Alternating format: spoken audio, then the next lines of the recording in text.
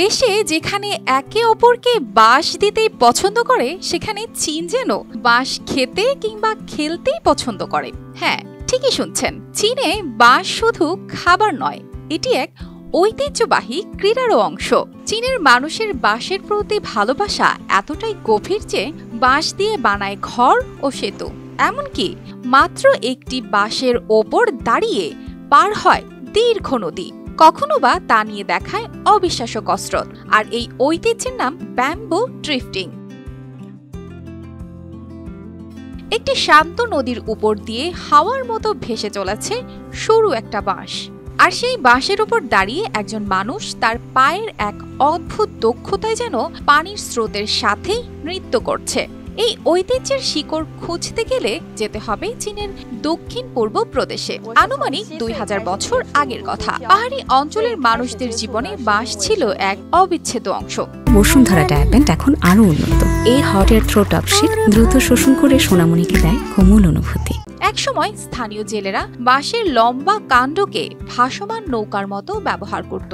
মাছ ধরার জন্য নদীর এপার ওপার যাওয়ার এটাই ছিল তাদের সহজ উপায়। তবে ধীরে ধীরে এই বাঁশের ওপর দাঁড়িয়ে ভেসে চলা কৌশলটি শুধু পেশাগত দক্ষতায় সীমাবদ্ধ না থেকে এটি পরিণত হয় খেলা আর বিনোদনে।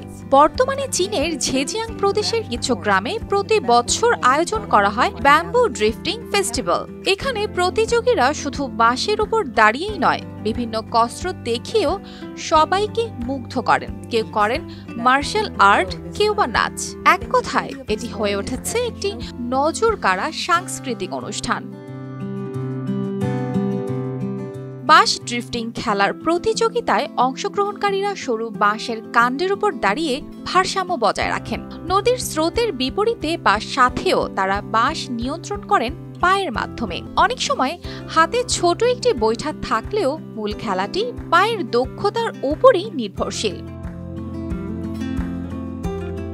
খেলাটি যতটা কঠিন ততটাই চিত্তাকর্ষক। প্রতিযোগীদের সুনিপুণ ভঙ্গি, পায়ের তৎপরতা আর বাঁশের ওপর নির্ভুল ভারসাম্য দেখে মনে হয় যেন তারা জলের ওপর দিয়ে হাওয়ার মতো উড়ে যাচ্ছে।